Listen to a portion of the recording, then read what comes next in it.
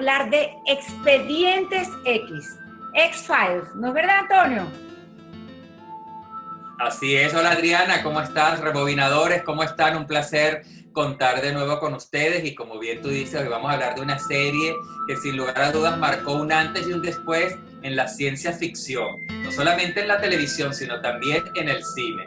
También se le conoce como los Expedientes Secretos X porque tuvo varias traducciones de acuerdo a España, Latinoamérica, o los X-Files, donde se trataban temas muy controversiales para la época, una serie de los 90 con 11 temporadas que tuvieron también sus altos y sus bajos y sobre ellas vamos a estar hablando. Así es, una serie que empezó en 1993, pero duró muchísimo, porque duró hasta el 2002 y después de un tiempo volvieron a sacar la serie, no un remake, la misma serie con los mismos personajes, claro, ya más entraditos en edad, en el 2018, si no me equivoco. Sí, allí es cuando finaliza, el 21 de marzo del 2018. Además es importante comentarles a nuestros rebobinadores que entre todas estas temporadas hubo dos películas, que a diferencia de lo que nos venían acostumbradas otras series que habían llegado al cine, estas películas tú las tenías que ver para continuar la trama, porque si no te perdías. O sea, lo que veías en todas las temporadas de televisión, luego se continuaba en la gran pantalla y después regresaba en la siguiente temporada, con lo cual unían de una u otra manera la televisión y el cine y creaban todo ese mundo maravilloso que los fanáticos, como les digo, lograron posicionar, siendo la segunda serie de culto más, con más cantidad de seguidores después de Star Trek. Es así. Sí, tenían un hilo conductual entre la trama de las temporadas, de los capítulos y las películas. Pero bueno, para poner en autos, en contexto, como se dice a nuestros rebobinadores, que Exacto. la hayan visto, siempre cuando oyen esa musiquita, por supuesto, si no la han visto, se tienen que acordar, porque, ojo, yo no era que era la más fanática, pero la música donde la ponga, uno se acuerda. Y trataba es una serie de ciencia ficción, como tú habías dicho, de dos agentes del FBI, Dana Scully y Fox Mueller. Él era un psicólogo que trabajaba en el FBI, que estaba obsesionado con la desaparición de su hermana. Una desaparición que supuestamente era porque la habían secuestrado los Que extraterrestres. había tenido una abducción por los extraterrestres, exactamente. Exactamente. Y estaba obsesionado, entonces empezaba a investigar todos los casos del gobierno, que el gobierno había archivado, que tenía escondido, de casos de este tipo.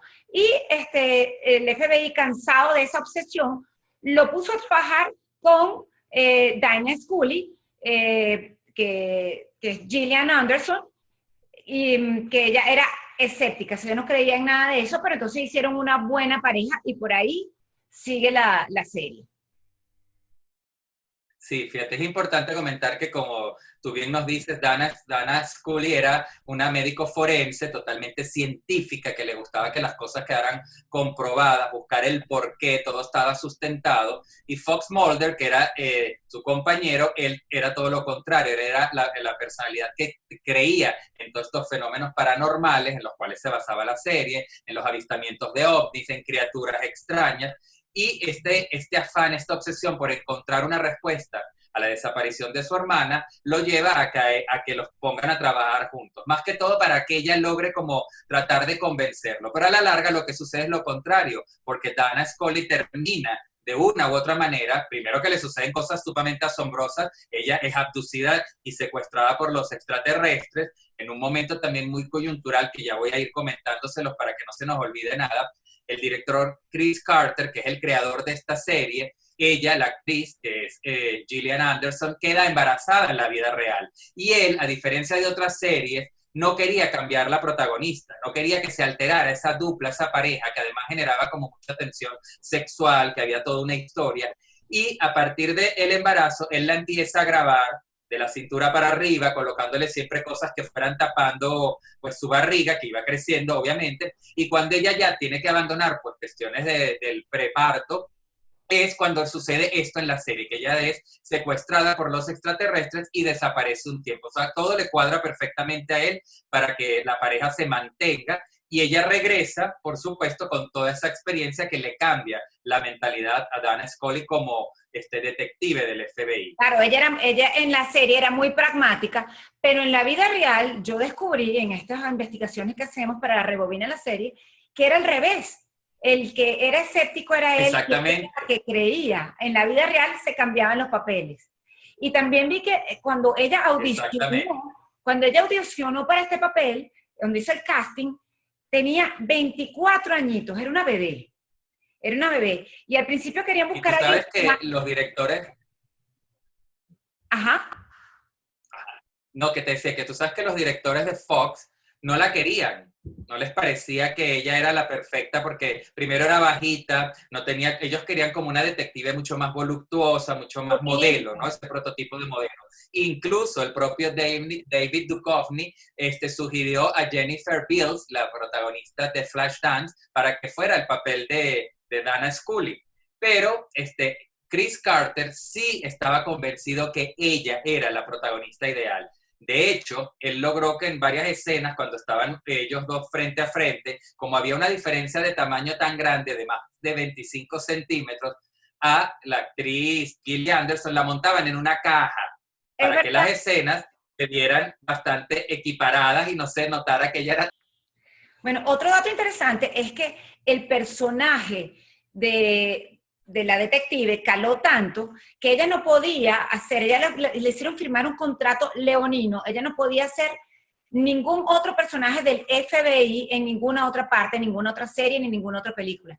De hecho, este personaje está basado en Clarice, Clarice la del Silencio de los Inocentes, el Silencio de los Corderos, como se llama en otros lados, que era Jodie Foster, está basado en este personaje del FBI. De hecho, Jodie Foster actuó en un episodio de Expedientes Secretos X, de X-Files. Y inclusive para la segunda película de Silence, del Silencio de los Inocentes, que ella quería audicionar, Gillian Anderson, no pudo audicionar porque había firmado el contrato donde ella no podía hacer nada. Y entonces por eso es que no fue la protagonista, pero esa era la que querían como protagonista en ese momento. Fíjate, es importante lo que tú dices porque eso fue generando todo un mundo y todo un morbo en torno a la serie, que además tenía como ciertas temáticas en todo lo que eran los diferentes episodios. Para los fanáticos era esperado el episodio del monstruo de la semana, porque cada semana pues veíamos a lo mejor la aparición de uno de estos monstruos que podían ser por mutaciones. Hay un capítulo aquí, yo lo tengo anotado, muy interesante que se llama Host, que está basado en una criatura mutante de la radiación generada en Chernobyl, en la planta de radiación nuclear, y entonces que termina llegando de una u otra manera a los Estados Unidos y se adentra en todo lo que son las alcantarillas, produciendo pues asesinatos, y a ellos les toca investigar. Había capítulos donde ellos tenían que buscar a este tipo de criaturas.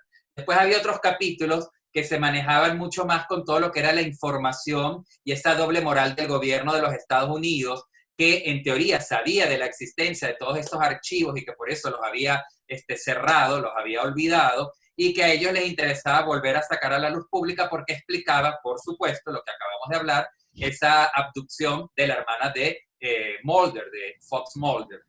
Y después habían unos capítulos que incluso eran dobles, porque tenían como primera parte y segunda parte por la atracción y por la temática que podían tener. Y además, en algunos de ellos, como les decía, también veíamos esa dinámica de relación, no solamente laboral, sino ya sentimental, que se empezó a entrelazar entre los dos protagonistas y que concluyó a la larga en esas 11 temporadas en que, por supuesto, ellos se dieron besos, tuvieron relaciones, supuestamente, para no hacer spoiler, para quien quiera ver la serie, hay un hijo que es producto de ellos dos, No cuentes. que no cuento más. Entonces, esos capítulos también generaban como mucha intriga y acaparaban mucho la atención. Y hacían que la serie fuera muy variada, no fuera completamente lineal. Siempre tenías como esos sub y bajas, no sabías con qué te ibas a encontrar. Claro. Pero a la larga, desde mi punto de vista, también esto declinó en que hubo un momento en que ya no había de qué hablar, ya no había de qué temas buscar, qué monstruos inventar. Y es cuando la serie empieza a decaer. Y es allí cuando ellos entonces inteligentemente, para volver a capturar toda la atención en dos momentos determinados, lanzan lo que son las dos películas, una que se llama X-Files, Vuelve al Futuro, que fue en el año 1998, y una segunda película que sale en el año 2008, que tiene uno de los eslogans que además se posicionaron muchísimo en la serie, que se llama X-Files, Quiero Creer, porque era una de las dos frases icónicas que tenía la Sale el serie. afiche, quiero La creer. verdad está afuera y quiero creer. Pero bueno, hablando de eso, tienes toda la razón. Ya no habían capítulos, ya no sabían qué inventar, porque muchos de los capítulos estaban basados en hechos reales, en testimonios reales. Para ponerlo más en contexto, la investigación que inspiró la serie desde el primer momento fue una investigación que se hizo en 1991, un científico, un psiquiatra en Harvard, que hizo una investigación sobre testimonios de personas que decían haber sido secuestradas por extraterrestres. Y eran más de 3 millones y medio, 3 millones 7.7 de personas. Y entonces eso fue lo que llamó la atención al productor de la serie, a Chris Carter, para hacer este programa. Claro, al principio muchos estaban basados en hechos de la vida real, o lo que pudiéramos pensar en hechos de la vida real, pero después empezaron a dar licencias porque ya no tenían de dónde sacar historias, o eran no tan creíbles, y bueno, por eso fue que empezó a decaer. Pero es una de las series que más ha durado, impresionante. Sí, yo tengo que reconocer que yo la seguí por un tiempo, era una serie que aquí en Venezuela la podíamos ver a través de Televen, pero también por supuesto el canal Fox era el gran embajador de la serie. De hecho, hay un rumor en las redes sociales hoy en día, actualmente en el 2019, que dice que si bien es cierto, la serie finaliza el 21 de marzo del 2018 con un capítulo donde hay ciertas acciones inesperadas, que ya voy a develar un poquito de algunos personajes. Por ejemplo, Fox Mulder se enfrenta al gran villano de la serie, que es el llamado Cancer Man o Fumador, que era un personaje que, si bien es cierto, apareció en la primera temporada sin mayor preámbulo, sin muchas líneas, simplemente fumando, se convirtió en un gran personaje. Era el vínculo entre el gobierno y los supuestos extraterrestres que querían inocular en todos los habitantes del planeta Tierra ese cáncer negro o pureza, como se denominaba, que además era muy icónico en la serie ver cómo los ojos se les ponían negros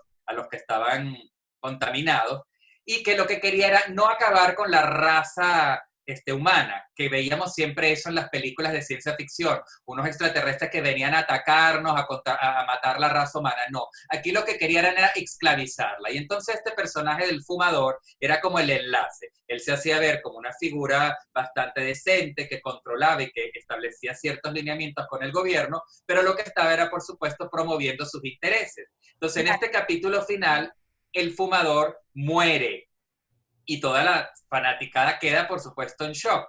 Y ahí todo el mundo dice, bueno, se acabó la serie. Pero Chris Carter dejó abiertas ciertas variables que dicen que podríamos volver a retomar X-Files a partir del 2020-2021, porque ahorita recuerden que Fox va a ser comprada por Disney Plus y va a volver a lanzar la serie en la plataforma de streaming. Entonces, bueno, hay ahí una cierta hipótesis. Claro, yo personalmente no lo creo. No nos extrañemos que en cualquier momento volvamos a escuchar esta musiquita, que por cierto, la música es una música medio espeluznante, pero que a todo el mundo lo tienes así como en el top of the mind cuando hablas de series de ciencia ficción.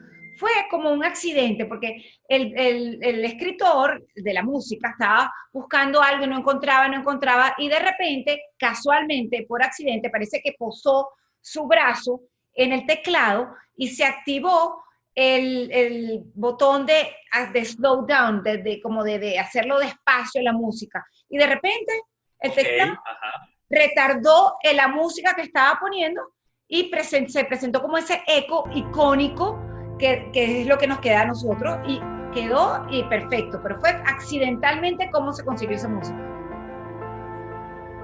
Una música que sin lugar a dudas también apenas, como tú dices, la escuchas, ya tú sabes a lo que se refiere, se quedó en el subconsciente de todos los fanáticos, incluso de las personas que no veían la serie, la identificaban inmediatamente. Fíjate tú, ya que hablamos de los personajes, apartando a la pareja de Fox Mulder y Dana Scully, también estaba, como les digo, este villano, el famoso fumador, que siempre aparecía, pues, fumando. Está también Walter Skinner. Paréntesis, fumador, Dime. fumador que no era fumador, porque había dejado de fumar hacía 20 años. Y entonces él lo pusieron Sí, en la serie, en el primer capítulo, como dices tú, como un extra atrás, y terminó siendo el villano con un peso específico importante, y resulta que el señor había dejado de fumar hace años. así es. Les digo que también estaba Walter Skinner, que era el jefe de Fox y de Dana, que también termina teniendo una participación muy importante dentro de todo lo que es la trama, jugando un poco al principio como el gran apoyo de Dana Scully para lograr bajarle toda esa ansiedad y toda esa supuesta euforia imaginativa que tenía Fox Mulder, pero que también termina después dándose cuenta que no es tan mentira todo esto de los expedientes secretos X, todo lo de los extraterrestres, las criaturas, etcétera. Aparte están los pistoleros solitarios, que eran 3 compañeros que incluso tuvieron su propia serie, fue un spin-off de X-Files, pero que duró solamente una temporada, no tuvo mucho éxito. Ellos eran como los aliados, los que los ayudaban a resolver ciertos datos, buscar ciertas pistas, hacer ciertas alianzas, lo mismo que el propio Walter Skinner. Y aparte, habían también estos personajes de dudosa reputación en un principio que te generaban como una intriga a ti como espectador, pero que terminaban siendo buenos, que tenían como una moral un poco ambivalente, pudiéramos decir, de ese doble agente que tú no sabías en la trama hacia qué lado estaban jugando, que eran Marita Covarrubias y el que llamaban el Krycek, que también duró muchas temporadas. Todos estos eran como los principales personajes, sumados por supuesto luego a toda esta cantidad de monstruos y criaturas que iban también saliendo en la trama y otros invitados. Porque fíjate qué interesante, Adriana. Esta serie sirvió de trampolín a muchas figuras que hoy en día son muy famosas en Hollywood, pero para esos años de los 90 nadie los conocía. En X-Files salieron, por ejemplo, Peter Boyle, Lucy Liu, Ryan Reynolds, Felicity Huffman, recordada por su papel en Desperate Housewives, el propio Michael Bublé, el cantante, que tuvieron participaciones, Octavia Spencer, que hasta ese momento nadie la había visto, nadie sabía de ella, y recordemos que, bueno, ganadora y nominada de, sin lugar a dudas, todos esos premios Oscar y premios de la Academia, de Emmys, de Grammy, de SAGs Award, etc.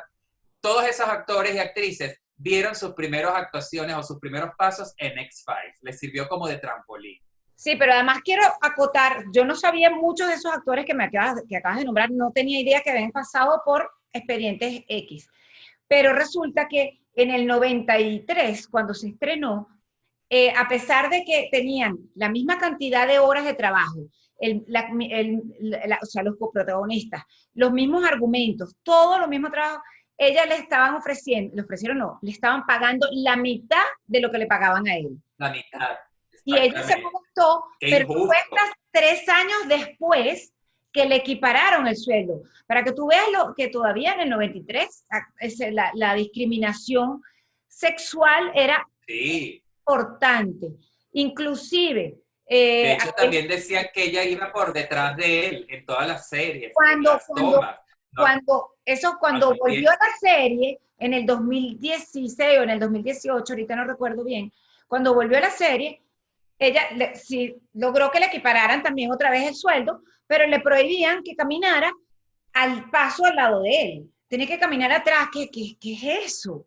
Entonces ella reclamó, Sí, muy absurdo. pero ya estábamos en el 2016, 2018, y entonces, por supuesto, el movimiento de la mujer ya tenía fuerza, y entonces la directiva, creo que inclusive votaron aparte de la directiva y arreglaron ese problema. Porque, por ejemplo, a él le daban muchísimas facilidades.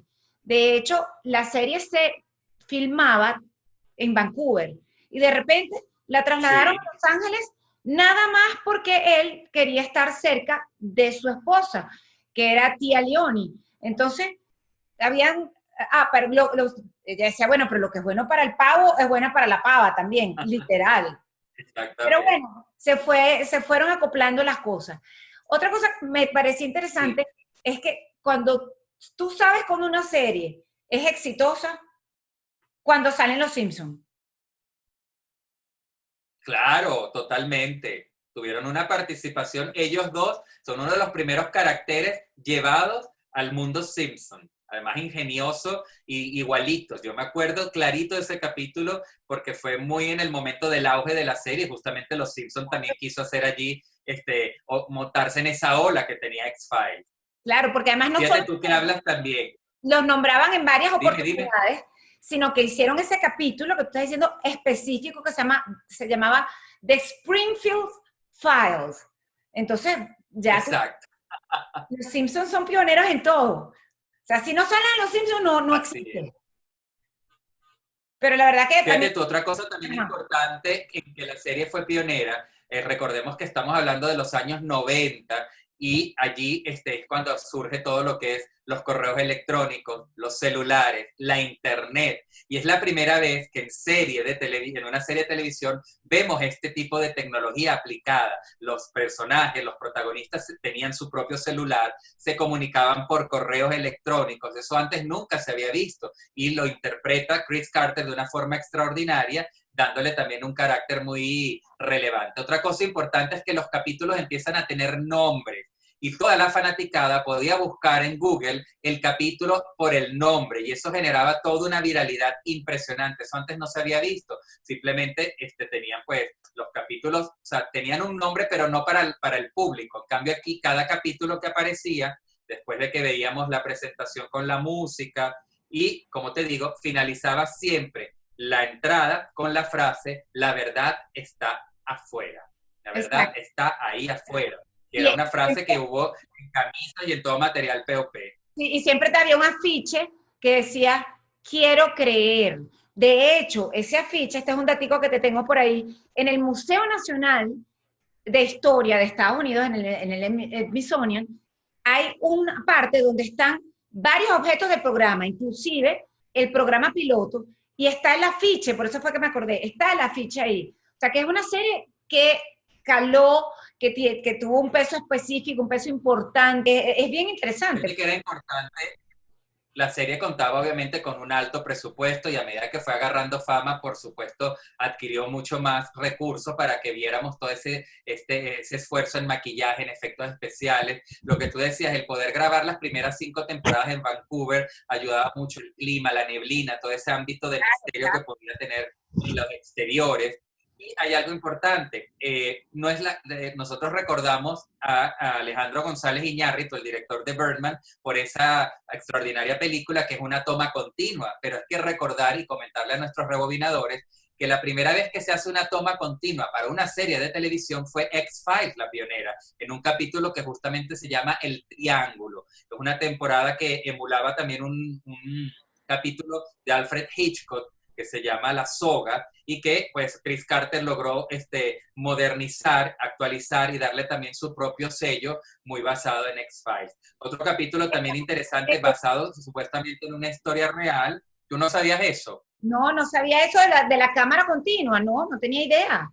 Sí, pues fíjate, porque era una serie que fue pionera a nivel también de lo que era tecnología, grabación, postproducción. Fíjate tú que este capítulo que tengo aquí que se llama Home, llevaba a nuestros 2 detectives, a Mulder y Scully, a una casa donde vivía una familia que había estado recluida en ella durante muchos años y que habían procreado entre ellos mismos sus descendientes y era toda una familia deforme que generó un gran impacto a nivel de la audiencia por lo fuerte que era visualmente. De hecho, es la primera vez en la televisión americana que antes de que saliera el capítulo salió un aviso que decía que por favor se recomendaba que no lo vieran menores de edad, que estuvieran con padres, etcétera, etcétera, para que pudieran guiar las escenas que eran tan fuertes que se iban a ver en ese momento. Pero es que, bueno, además eso de marketing funcionaba muy bien, porque entonces decían, todo el mundo quería verlo, claro. Era como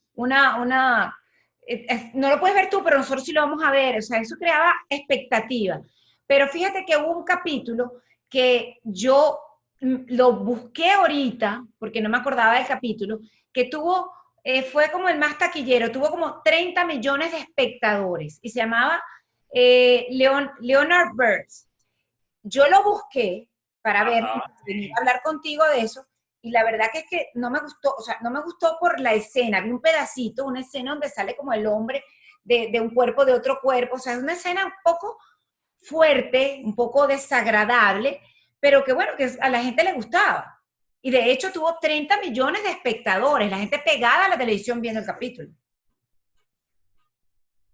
Sí, sin lugar a dudas fue una serie que marcó una pauta en todo el mundo de la ciencia ficción, de los efectos, que le dio pie a muchas series que hoy en día vemos, como Black Mirror y como otras tantas que por supuesto Walking Dead, etcétera, etcétera, que tienen en X-Files sus comienzos. Una serie además que estuvo nominada 141 veces en diferentes premios, los Golden Globe, los Emmy, los SAG Awards, premios internacionales, y que se llevó, que pudo ganar 61 de esos 140 premios. Entonces, estamos hablando sin lugar a dudas de un efecto multiplicador, no solamente en la audiencia, sino en la industria del cine y de la televisión.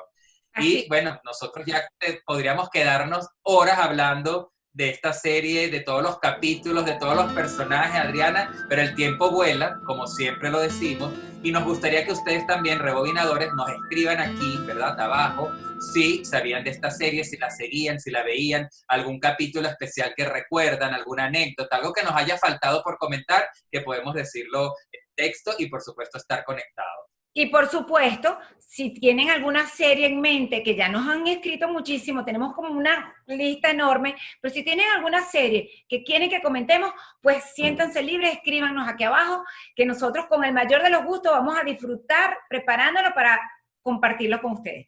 Así que bueno, @Antonio Vasco Okay. C. Y @gateandoando. En las dos cuentas siempre nosotros vamos a colgar todos los episodios de Rebobina la Serie, van a estar allí y por supuesto lo que más nos gusta es interactuar. ¿Sabes, Adriana? Y ya para despedir, que hay gente incluso que me ha pedido que hagamos 2 episodios o 3 a la semana. Bueno, no nos vamos Estamos a... evaluando, vamos a ver. Vamos empezando, poco a poco. Vamos a ir viendo, poco a poco. Pero esto da para 2 episodios para la semana y más. Pero bueno, vamos poco a poco, porque lo importante es darles algo de calidad. Así es. Te quiero mucho, mi querida Adriana. Nos vemos el próximo domingo. Un beso. Chao, te quiero.